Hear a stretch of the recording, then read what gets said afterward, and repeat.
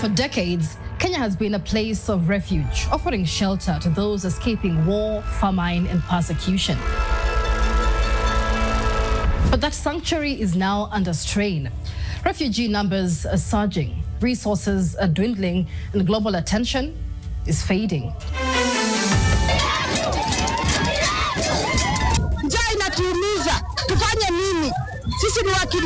But residents say conditions in the camp have deteriorated significantly. 30 years in the camp, and this is how it ends.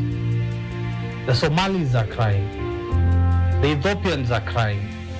The South Sudanese are crying. The Burundi are crying.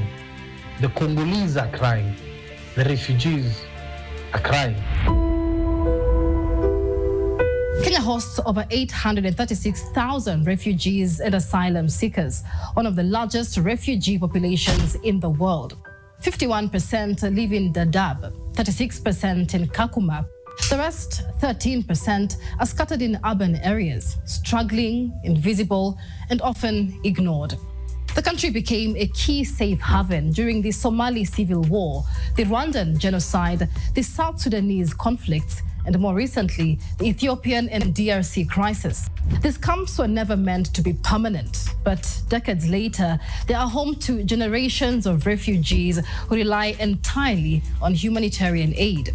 With more refugees coming, it means it's really going to strain our ability as a government to take care of the refugees. But Kenya isn't just hosting refugees out of goodwill. It is also bound by international treaties, like the 1951 Refugee Convention, the OAU Refugee Convention, Kenya's Refugee Act of 2021, and domestic policies designed to protect the displaced. We practice what we call open door policy, where we welcome, register, protect the refugees. But today, the system is crumbling.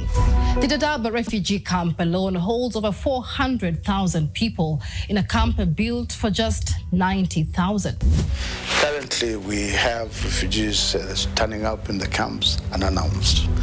And sometimes we only get a few that come to report to our field officers in the camps. So we might not even know the total number of refugees that we have. There is about 5 to 10,000 daily coming in a month coming in. The same workforce that I got is the same that is addressing the continuous influx of the refugees. But the numbers don't tell the full story. Behind each statistic is a family, a child, a future hanging in the balance. For years, Kenya relied on funding from the United States, the European Union, and the United Nations. But recent donor cuts, especially from USAID, the EU, and the UNHCR, have meant less food, less medicine, and fewer opportunities for refugees. The IRC, International Refugee Council, has laid off over 60 medical personnel. The access to medical services for the refugees and the host community will equally be affected. Kenya's refugee policy has always been a balancing act, offering protection while managing local tensions. As we speak now, the aperture for third country resettlement for refugees has closed, with the Trump administration saying that we are not going to take any more refugees. And that fever has caught the European countries. And so what we are left with is voluntary repatriation. Since 2013, only 62,000 have repatriated back to their country of origin. It therefore means that the third durable solution of localization of about 700,000 refugees is a burden stroke opportunity for the country.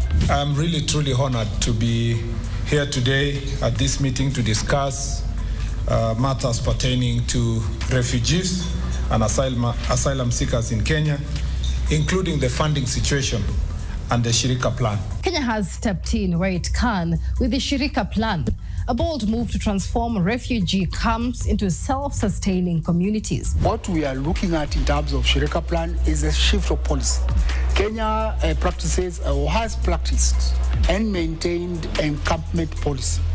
And now we want to move from there to integrated settlement. The plan aims to end dependency, giving refugees the right to work, own businesses, and build their futures. International Financial Corporation conducted a study on the liquidity and the possibility of private sector investment within the refugee hosting areas in Kakuma. And they found that that economy generated 50 billion shillings a year. But without funding, it's an uphill battle. It's not just Kenya. Across Africa, refugee hosting nations are facing the same problem. Donors are pulling out, citing economic constraints and shifting priorities. We have borne the responsibility of welcoming, providing security, and therefore the humanitarian support is a shared responsibility. This isn't just a refugee crisis, it's a test of our humanity. What happens when the last bag of food is empty? When the last clinic shuts its doors? When the world's silence becomes louder than the refugees' cries for help? Kenya may be running out of options, but is the world really out of solutions?